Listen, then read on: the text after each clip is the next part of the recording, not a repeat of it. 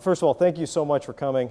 I just want to point out real clearly what my goal is in this presentation. At the end of this presentation, whether you're on the right, the left, the center, the one thing I want you to take away from this is the need to decentralize power in Washington and the need to use the state's power to organize a convention for proposing amendments and to use the compact vehicle for a balanced budget amendment to start.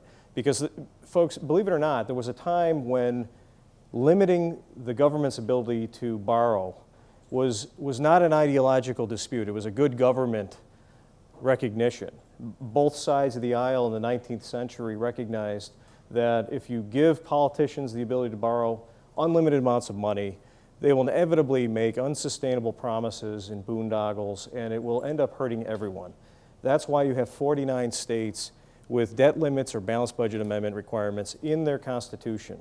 49 states. And the fact that the Constitution of the United States remains unlimited in the federal government's capacity to borrow is really radical, and it really doesn't learn from the experience of the states over the past 200 years that this is a very dangerous thing.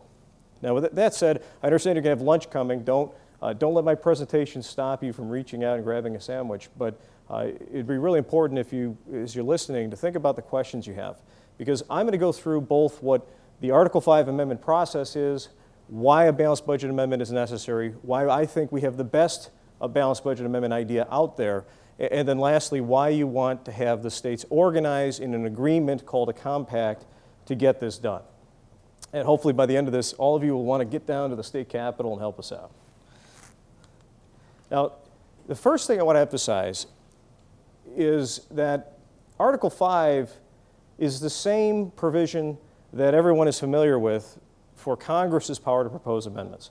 How many, before today's event, how many here had studied Article 5 and actually made a mental note of the state's power to originate constitutional amendments alongside that of Congress?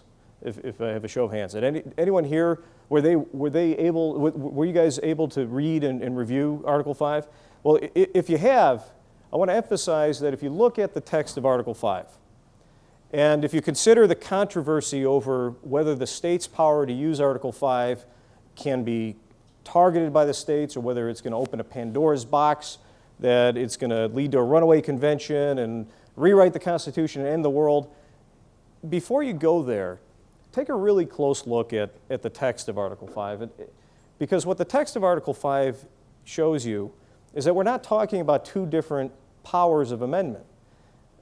If you look at this, it's a single, very long, we dare not say run-on sentence, but it's a single sentence in which you find both Congress's power to propose amendments and the state's power to propose amendments in the same sentence.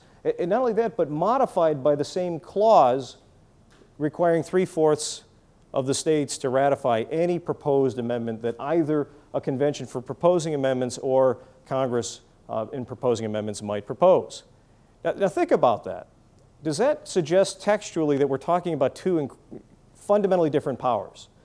One, Congress's power to propose amendments, and then the other, sort of the red button of destruction that will end our society as we know it and erase the Constitution if it's wielded. Or does this textually suggest that really what we have here is the same amendment power exercised in two different ways?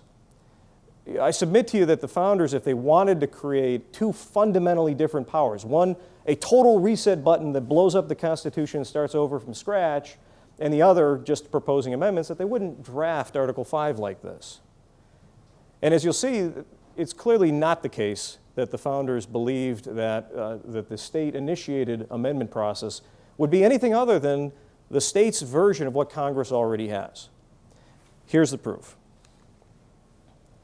James Madison is credited as being probably the primary drafter of the final version of the Constitution. It was mainly his ideas that won out in most of the debates. And for that reason, I want to focus on what Madison said about Article 5. Because what he said about Article 5 both tells you what the design's intention was and what people understood they were getting into when they ratified the Constitution. First of all, take a look at Federalist 43. Now, I'm going to be highlighting the Federalist Papers not because there's sort of a magical parchment that allows us to divine the secret intentions of the founders, but because if you believe that it matters what people understood they were ratifying, then the best place to look is the Federalist Papers. These were the pamphlets that were the sales points to the public and to the states as to why they should ratify the Constitution. And so if you want to understand what people thought they were getting into, what they were ratifying, what they thought this new form of government was, that's why you look to the Federalist Papers, because more than any other source, this is the popularization of how to interpret, how to understand what this Constitution is. And you find that in Federalist 43, James Madison points out that Article 5 gives the states an equal power with Congress to originate amendments. Now, he didn't just say it in Federalist 43. Remember the Alien and Sedition Act controversy? I mean, it only took about 10 years before even the founders were at each other's throats.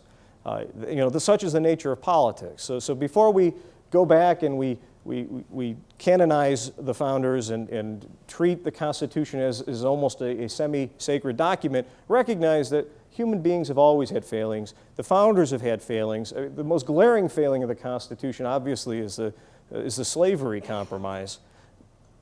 And within 10 years, you already had people trying to throw Thomas Jefferson in jail. I mean, who would have imagined John Adams doing that in 1787? But what's important about this era is that James Madison specifically said to the states, use Article 5 for the object of overturning the Alien and Sedition Acts. Now, everyone looks to these resolutions as talking about nullification, but that's not what James Madison limited himself to. He said specifically that the states should repeal by amendment the Alien and Sedition Acts. Now, this is important for two reasons. One, it shows that Madison, consistent with what he wrote at the time of the ratification, thought that the Article 5 processes used by the states could be laser targeted, so focused that it could even repeal specific legislation. And that tells you that the founders were not using this power to rewrite the entire Constitution. It could be narrow as legislation itself. It would be strange, perhaps, to constitutionalize the repeal of legislation, but nevertheless, it could be, at least in Madison's mind, at the time of the Alien Sedition Act. Last point, close to his deathbed. Again, this nullification debate raged in the states, again prompted by the terrible compromise that the Constitution made with slavery. And James Madison said at that time, close to his deathbed, stop all this talk about nullification. If you want to correct the Constitution, amend it. Use the power the states have in Article 5. Again, throughout James Madison's post-constitutional ratification writings, you cannot doubt that James Madison thought that this process could be fully targeted by the states. That's what he believed, and in fact, that's what he sold to the American people. So that's one founder, perhaps the most relevant founder for understanding the Constitution. What about the bad boy, Alexander Hamilton? Now, we all know that Alexander Hamilton's got a dark side. And we also know that Alexander Hamilton, among the founders, was probably the least concerned about state sovereignty. He was all about big centralized government.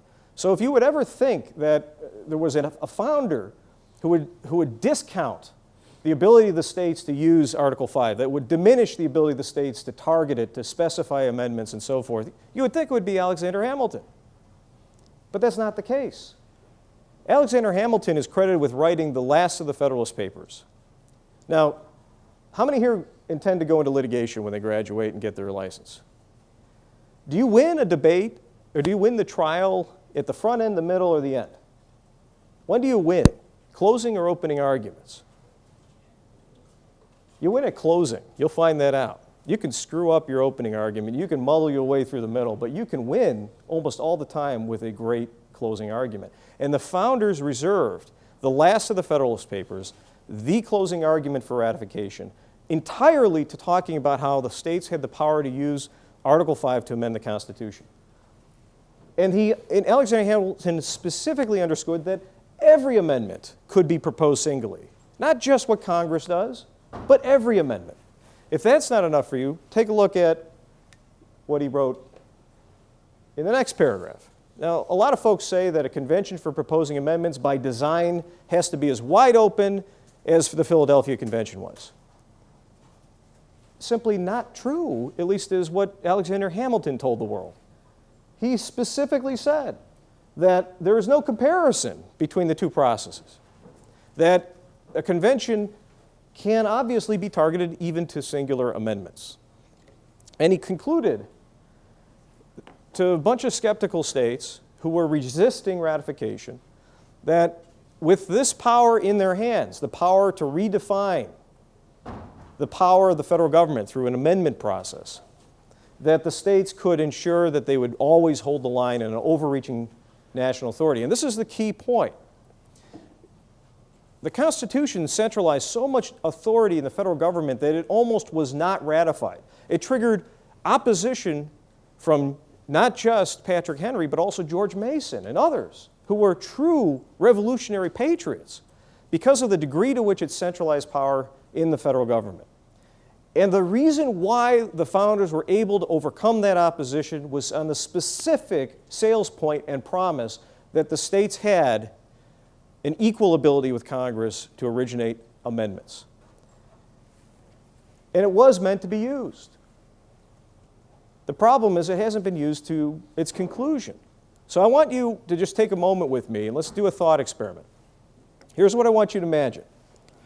Imagine a world in which the states using Article 5 to originate amendments is targeted as appealing, is repealing specific legislation, or as broadly as having a convention to propose a number of different amendments. Imagine if that was normal. Imagine if it was part of our political discourse the same way that ordinary legislation is, the same way that elections are. Imagine if you lived in a world where states were as aggressive in proposing amendments as Congress has for the 27 amendments that have already been done. How many here remember TARP? Who here supported the idea of a $750 billion slush fund to bail out the banks? Well, maybe the way I framed it was a bit unfair, but, but you may recall, if you were paying attention like I was at that time, that 80% of the American people were opposed to this, that it failed on the first vote, that whether you went to a blue state, a purple state, a red state, everybody out in the states opposed this gift, this massive turnover of appropriations power essentially to the executive branch. Everyone opposed it, and it still passed.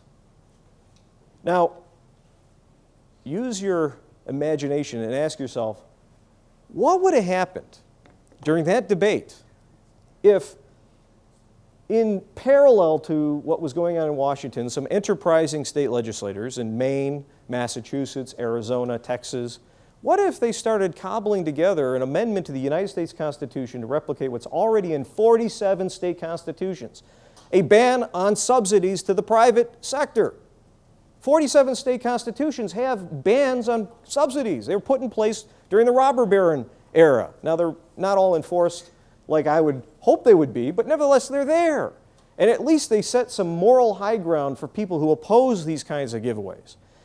Think about the political dynamic with 80% of the American people combining forces with a very plausible shot at getting to 38 states to ratify a gift clause amendment. Don't you think that as those states were piling on, red, blue, purple, that Washington might have paused and maybe not rammed the TARP down our throats? Now, perhaps it's not enough of a thought experiment. And forgive the use of the term, but I guess it's acceptable now. Now, I happen to have disagreed with Obamacare. I still disagree with Obamacare. Goldwater's still in court fighting Obamacare, mainly because we don't think that it's a good thing to centralize so much power in the federal government over such intimate things as our health care decisions and in such a localized, community-based concept as insurance. Nevertheless, put aside your ideological preferences and just imagine, for the sake of political calculus, if while Congress was debating Obamacare, remember, they were in the same position as TARP. It almost failed.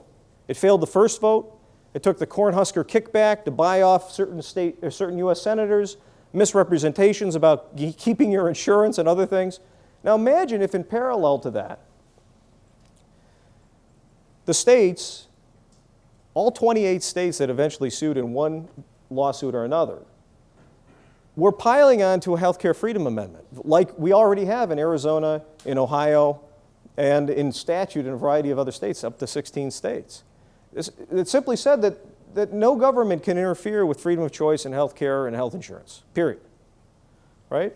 Imagine if, as that debate was proceeding on a razor's edge in Washington, you had 5 states, 10 states, 15 states, 20 states, 21, 22, 23, 24, converging on this amendment. How close that decision was. Again, you don't have to get to the end result in this thought experiment to alter the political calculus in Washington. If Article 5 was regularized and accepted and used. Let me lastly ask you about this. Now, who here thinks what the NSA is doing, what we've heard about them recording virtually any electronic communication that they wish, or perhaps all of them at all times? How many here support that idea? Again, we have another phenomena like TARP, where if you go to purple states, blue states, and red states, although there is a closer divide, some say 55-45, but you find that this is not cutting along ideological lines. Imagine if when Clapper lied about NSA surveillance, he lied, by the way, under oath. He lied and said that they were only collecting metadata and they'd never collected anything else. And then he lied under oath. He's still not been indicted. Right? Imagine as soon as those lies became apparent, enterprising state legislators across the country started proposing a very simple amendment, clarifying that the Fourth Amendment, when it refers to personal papers and effects, applied in a modern context, that principle reaches also electronic communications. Right? I mean, we don't treat the First Amendment's printing press freedom as limited to printing presses.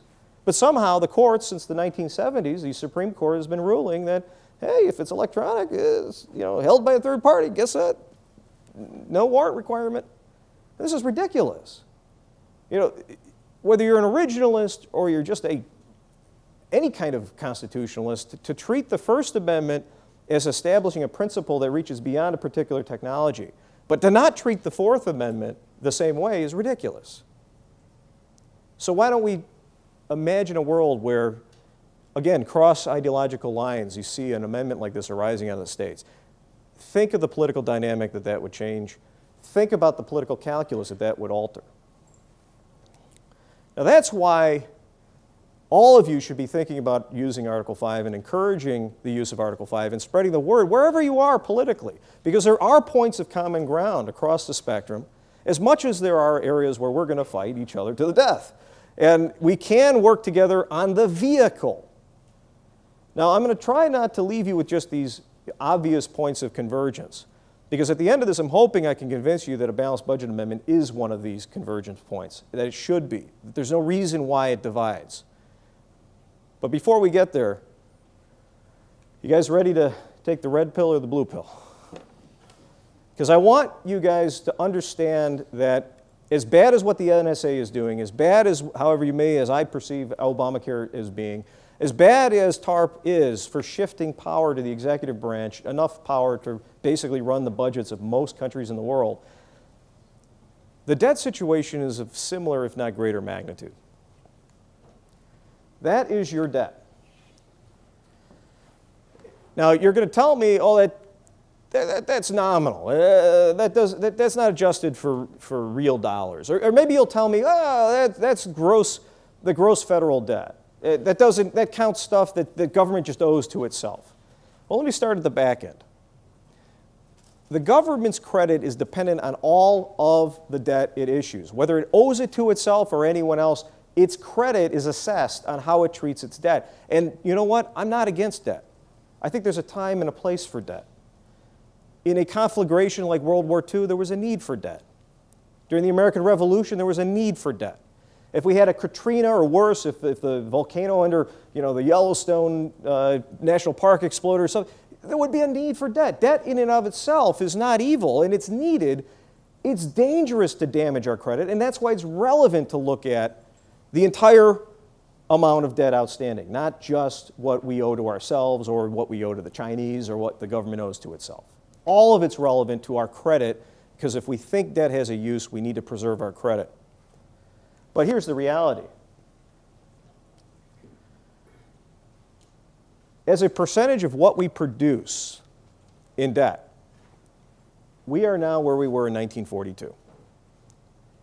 More than 100% of everything that we produce in a year is now borrowed by the federal government. This is not sustainable. We cannot grow our way out of this. You want to know why? Because we have, on top of this debt, some $220 trillion in unfunded entitlement programs. The future is already mortgaged well beyond the wealth in this nation. Not only that, but unlike in the 1950s, we're not the last economy standing. We are at World War II levels of debt with no prospects of growing out of this debt and no sign that we're slowing it down. You're going to tell me that the deficit is shrinking? Look at it this way. Oh yeah, that deficit, why, that's shrinking, isn't it? Well, that's a tiny issue compared to where we're seeing the debt go. This was not sustainable during Bush. Is it suddenly sustainable during Obama? It's not sustainable. It's dangerous. Now, the next thing I'm going to hear maybe, oh, well, we could just default. Argentina defaulted 13 years ago. It's still being chased by creditors today. In an interconnected world with free trade agreements, with creditor enforcement agreements, there is no way to run away from your debt. You think we're going to stiff China? Well, then where are we going to do business? Anywhere in Asia? Maybe not Europe. Maybe they'll shut down access to the Panama Canal. Maybe they'll grab our ships as they go through. They've already tried to grab Air Force One for Argentina. Hedge fund creditors have. So default is not an option. We have to think about what we can do to fix this problem. But we need to first recognize this. We've got to stop looking to Washington. Washington would never tie its own hands. It never has. God love them, but Reagan promised a balanced budget amendment, and Gingrich promised a balanced budget amendment. And in 2006, Obama was up there railing when the national debt was only $6 trillion, saying, we can't lift the debt limit. It's going to mortgage our future. It doesn't matter who we put in power. Whoever's in power abuses debt. And here's why. Think about what we've done in Washington. We've concentrated unlimited power to borrow in a singular place, thousands of miles away from us, surrounded by special interests dependent on that debt. Why would we expect anything to happen other than what we've seen in those charts? Ask yourself this. If you're a politician and you can promise anything, because you set your own debt limit. In fact, right now there is no debt limit. Did you know that? That was the result of the shutdown. Now we have no debt limit at all. Sky's the limit. We've borrowed over $410 billion in 3 weeks. 3 weeks. $410 billion, to put you in perspective, is about 20 times what the state of Arizona spends in a year. It's about 3 times what California spends in a year. It's more than every state from the Rockies to the Pacific spends in a year. We've done it in 3 weeks. Why is this happening? It's happening because of this. What stops a politician from promising everyone the moon and the sun and the stars if he can borrow limitless amounts of money and shift the costs of those promises to non-voting future generations when he's safely out of office? What stops him? How many people are going to have the character or the fortitude to rein in the use of unlimited debt like that? There's no cost right then and there. There's only benefit. He could push off the costs to the future. That's why we have 49 states with debt limits and balanced budget amendments. There was a time when everyone recognized this is like giving whiskey and car keys and a car to a teenager. They figured it out in the states during the robber baron era, during the canals and the railroads and all the other crazy things that were being funded and then fall apart. We have to learn the same thing, and it's got to start now. It's not debt, it's the lack of any limit on debt. It's the lack of any scarcity in debt. We need to impose that, but we know Washington won't do it, so let's take a look at this if we could read it. Let me show you what I'm talking about in terms of what sort of amendment you would be looking at. Now, at the Goldwater Institute, we've tried to develop an idea that only requires this, that you agree with the principle that you can't let Congress write their own blank checks. You can't let Washington set their own credit limit. You can't give politicians unlimited debt. That's the only premise you have to agree with. Why? Again, because what's stopping them from using that debt and shifting the cost to non-voting future generations? Except their own moral fortitude. You're going to rely on Congress's moral fortitude? Well, first of all, we've looked out at the states and we've discovered how you game state balanced budget amendments. You know how you game them? You use budgets, you delay payments, you basically don't do this. You don't specifically limit what you spend to what you bring in at every moment in time. Very easy fix. You can never game this. If you specifically say you can only spend exactly what you have in the bank at every given moment in time, you will not be able to game that. It's verifiable, it's concrete, it doesn't matter if you try to delay payment, doesn't matter. Cash flow, pay as you go, is not gameable unless they can keep everything secret, which they haven't done yet. All right, now you're probably going to say, well, what about cash flow volatility? Sometimes there's a mismatch between taxes and spending. How do we smooth that out? You do what a business does. Do you think every business out there has enough money in the bank to make payroll every single couple of weeks? Most businesses don't. What they have is a revolving line of credit with the bank. And when it comes to making payroll, sometimes they tap it. They borrow money, they fill that gap, they smooth it out, and they keep going. So what we've discovered is if you're going to have a non-gameable definition of a balance, where everything going out matches everything coming in, you got to have a debt. You got to have the capacity to borrow to smooth it out. And so what we're saying is, okay, Congress, you get a line of credit, a specific amount of money. We propose 105% of the outstanding debt at the time of ratification, which would be, right now we're almost at $18 trillion in national debt.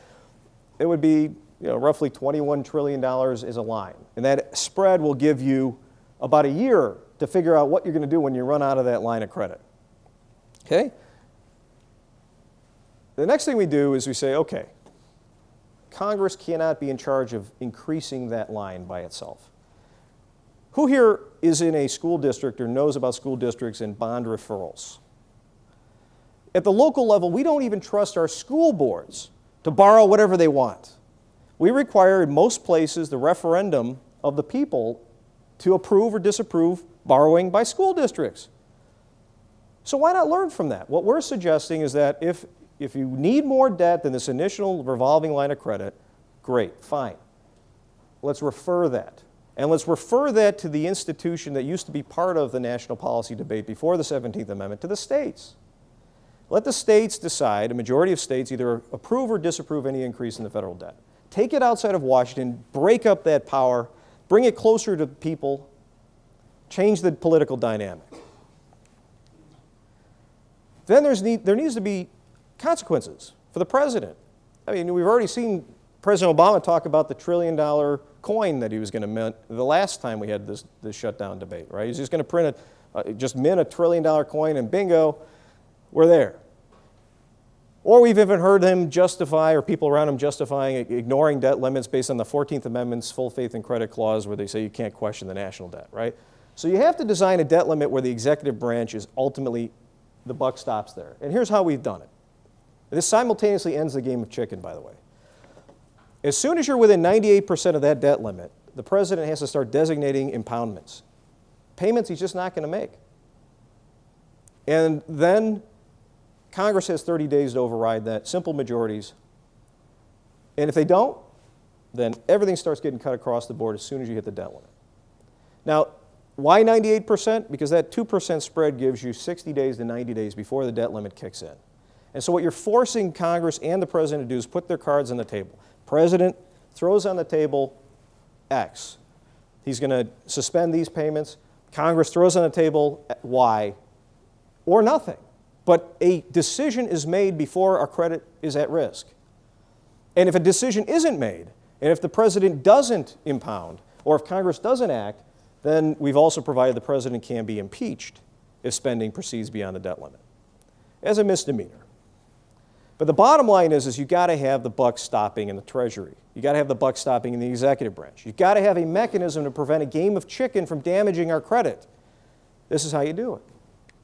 And then finally, we have to recognize that spending is primarily the problem. There's a limit historically on how much taxes can be raised. It's about 18-20% of the economy, and we're right there right now. And it's been that way, and it's that way studies show in most industrialized countries. You just cannot extract taxes beyond this number. Why? Because people start going underground, or they stop working. We're at a tax limit, so we need to make sure that we don't result in more taxes.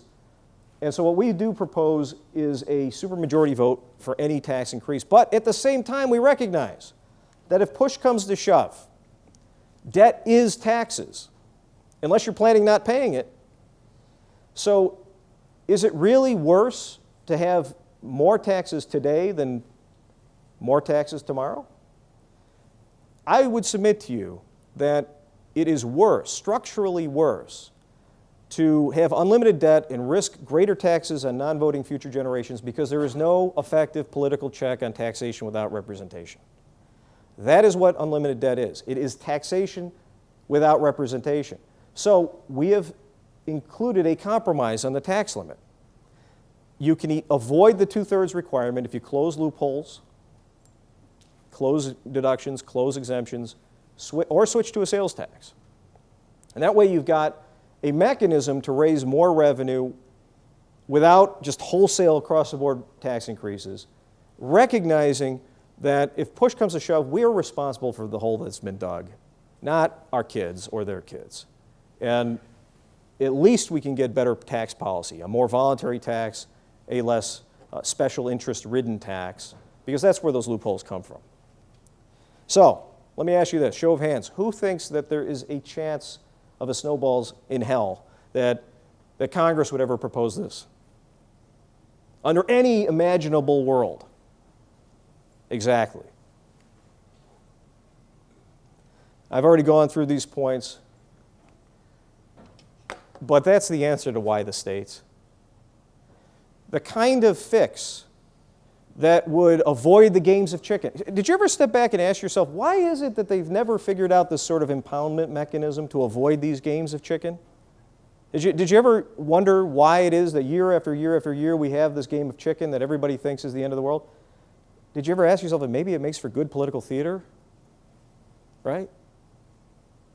Sometimes it breaks one way, sometimes it breaks in another. Because the fixes are obvious, right? Cash flow-based balanced budget. If you need debt, make a big, large line of credit, but fix it, make it scarce so that there's prioritization, right? If you're worried about games of chicken, then just create a mechanism to make sure that everybody irons out their differences long before hitting that wall. This is not rocket science. So what's happening in Congress? There's no interest in doing this because it's restraining their own power, their ability to make promises without cost to the current voters. So it will never come from Congress. Only the states will. And let me just leave you with this practical observation about why the states are the best route for this amendment, besides the obvious fact that Congress will never do it themselves. First of all, for 40 years, polls show, sustained polls, 60+%, Democrat, Republican, Independent, in favor of some sort of debt limit or balanced budget amendment. There's no other policy like this. It sustains itself over 40 years. None. Okay? How is it that that gets ignored? Because they're distant from these people in Washington. And they only have to respond to them every 2, 4, and 6 years. And by then, what shiny new object has already diverted everyone's attention? Right? So you bring this debate to the states and you're going to leverage the already huge wellspring of support for this idea in the states. And it matters because here's what's different about state legislators. You matter more to them than you do to your U.S. senator or your congressman. Why? Because every state legislator, well, most, aren't in the legislature to be in the legislature. They're gunning for some higher office. In their own mind, they're going to be senator, president, congressman, something else. They're earlier in their career, and their crass personal ambition lines up more with listening to you than It does for a guy like, say, I don't know, John McCain, who's already at the pinnacle of where he wants his career to be. If you have a dynamic in which overwhelming numbers of American people want something, and you shift the power base to the politicians who have a greater structural reason to listen, you will get a reform, or at least have a better chance of getting reform than going to Washington. Here's the problem. Remember Patrick Henry? Patrick Henry, at the Virginia Ratification Convention, opposed ratification, arguing for 6 hours that Article 5 was a fraud. Complete fraud. He said there's no way a state would ever get through that process. It's impossible. And what was difficult with 13 states, let's talk about what we're talking about today. First, you need 2/3 of the states to do applications to Congress. That means 34 states have to pass some sort of legislation. Then you got to hope Congress does its job and calls the convention. It says it should. It says it right there in Article 5, but who here hasn't seen Congress violate the Constitution from time to time? All right? Assuming Congress does its role, then somebody has to go to the convention. That means you have to have at least a quorum, at least 26 states pass more legislation to send people to the convention. Then, if the convention proposes something and Congress feels like doing anything, like fulfilling its constitutional obligations, then you still got to have another congressional act, a referral back to the states for ratification. Then you got to get 38 states to ratify, whether by convention or by state legislature, even if it goes the easiest way with no other bells and whistles. It's 100+ legislative acts. And not just in one legislative session. I mean, you've got to have 1, 2, 3, 4, 5 sessions over as many as 10 years. Who here thinks Patrick Henry was right? Well, we've changed all that at Goldwater. We've made it plausible. We've answered Patrick Henry. Here's how it works. First, you have a state compact. It's just an agreement among the states. Second, you have a congressional resolution, just one. Its job is simply to bless that compact. In the compact, you have the text of the amendment, already spelled out in complete detail.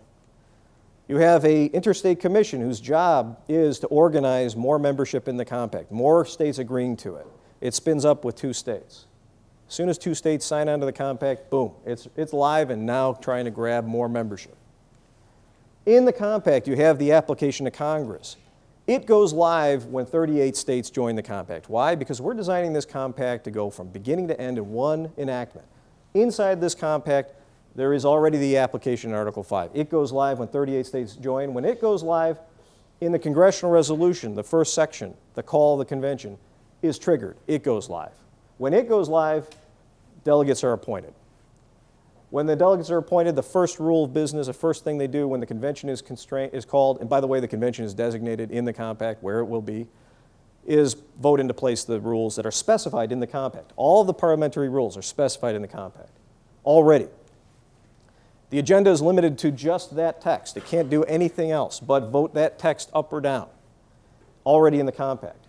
Assuming it votes it out, already in the congressional resolution is the preloaded ratification referral that goes live. And when that goes live, loaded in the compact is a preloaded legislative ratification. Boom. Now, they might be overselling it a little bit, but this is possible. This is plausible. If you want to get to an amendment from the states, I submit to you it's the only plausible way. Here's why. The argument that Article 5 was meant to be a Rube Goldberg machine by design is simply not true. I mean, think about it. Do you think that the Federalists arguing for ratification when Patrick Henry and George Mason were railing and saying this is impossible to use, do you think that their response was, well, that's for your own good? Why, we don't think the state should have any business tinkering with what we've just designed. No. The founders never said that this process was meant to be insurmountable or that it was something you couldn't get through. Federalist 85 again. This is supposed to be a fully targeted process if that's what the state wants. If the states want to zone in on the repeal of a particular law like the Alien Sedition Acts, all they have to do is target themselves. Now, in response to Patrick Henry at the Virginia Convention, George Nicholas specifically said, no problem. All the states have to do is concur in the same thing and they'll do it. Now, nobody said the word interstate compact, nobody said the word amendment, but there was clearly implicit in what the founders were telling the people the idea that the states could agree in advance as to how they'd use this process and self-organize. And so all that the compact does is finally bring to fruition what was the sales pitch in response to Patrick Henry. It was not that there's some glorious deliberative process over 5 legislative sessions that we all benefit from as a society, so just have at it. That was not their response. Their response was the states would organize themselves. So why is it realistic? First, we cut the number of enactments from over 100 to 39. It's not a minor cut. Second, here's a dirty little secret I found in 25 states going out there trying to educate people on Article 5. Legislators don't know they have this power, but they know a heck of a lot about compacts. Why? There's over 200 in existence. The average state is a party to 20 or more. And some of them are awfully strange. There's military alliance compacts to resist the Soviet invasion out in the Northeast. There are compacts to do cap and trade, a compact that Christie just pulled out of last year. There's a compact to evade the Electoral College. I think it might be as many as a dozen states in it right now. Basically, the states are compacting to vote their electors with the popular vote. So if you look at the span of compacts that are out there and coordinating state action, we look pretty normal. And the legislators know what I'm talking about. Finally, we've designed this for the governors to be the delegates, for good and for ill. Why? I've tried herding cats. It's hard. If we get the governors engaged early, they can provide that leadership. And the last thing, my boss, Darcy Olson, said to me, Nick, this sounds kooky. Nobody's going to know what to do with this. Compacts, Mompact, do some polling. Tell me what they say. So our partner organization did some polling. Basically said, hey, a compact is an agreement among the states to do something more efficiently. Would you support the use of a compact to propose a balanced budget amendment?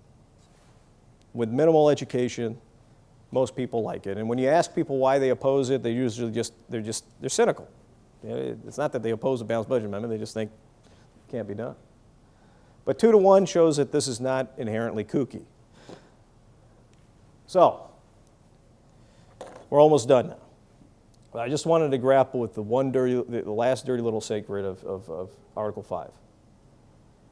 Remember that little Rube Goldberg's machine? And even in the congressional resolution, there's a dirty word in that we don't like to say when we talk about the states organizing, and that dirty word is Congress, right? Sadly, there's no way to completely sidestep Congress. And what's more is we already know what Congress intends to do with the Article 5 convention process. How do we know? Well, they've passed laws already. Or no, they tried to pass laws. They didn't pass. But in the 1970s, some progressives affiliated, I believe, with the George McGovern's group, tried to pass out a law that would basically define the convention process as following proportional representation, just like Congress.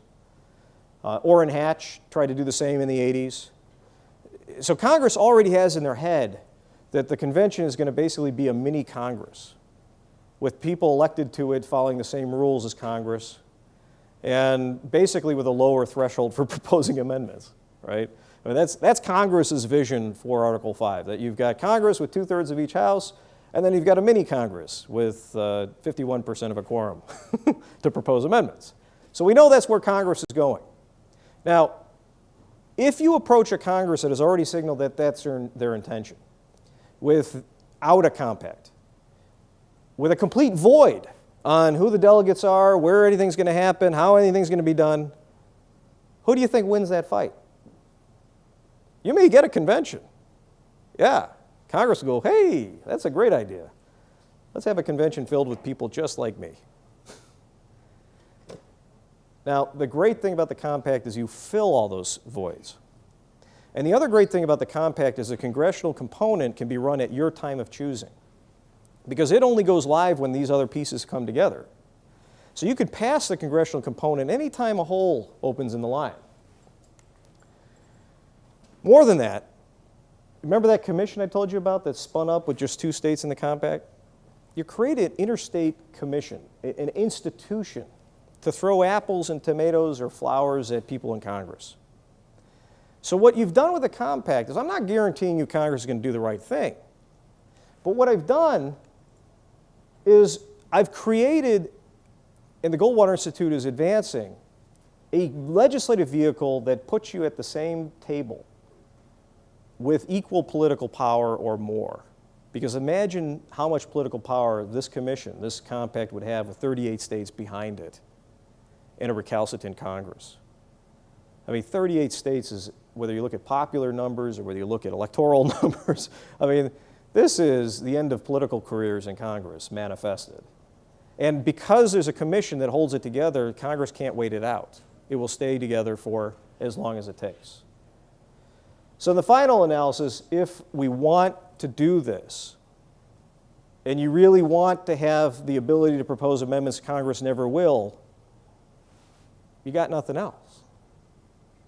Now we could talk about all the different things that are in the compact to resolve uncertainty about the process. Everything's specified. Okay? You name it, you can ask me, it's specified. All right? If you really want to go nuts, we can talk about all 16 of the safeguards to prevent the convention from being a coup d'etat. Look, if this convention could somehow be manipulated by the secret classes that run our society to blow up the Constitution and take over the world, it would be so hard to do that through this process that it would have already taken place in front of our eyes. There would already be tanks in the White House, right?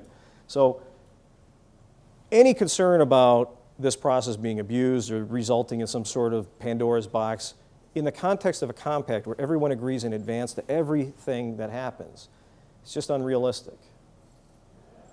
It's safe. And so in the final analysis, whether you're on the left, whether you're on the right, you got to ask yourself, even if this is a heavy push, even if this is something that you don't think can get done, what's our alternative? There's no way Congress will ever do what it takes to rein in the federal debt, no matter who's in charge. The tune changes. When President Obama was outside of the office, he hated the debt. When he's in the office, he loves the debt.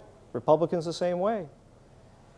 You have to change the debate, bring it closer to the American people, bring it back to the states. It's the only way to get this done. There simply is no other choice. And so for that reason, I hope that you will agree with me. The time is now. And I say never because we are clearly at the end of that exponential growth curve. It can't go on forever. Our creditors are going to figure out soon where that leads. So we can do this in an orderly fashion, or we can do this in a chaotic fashion. Thank you very much.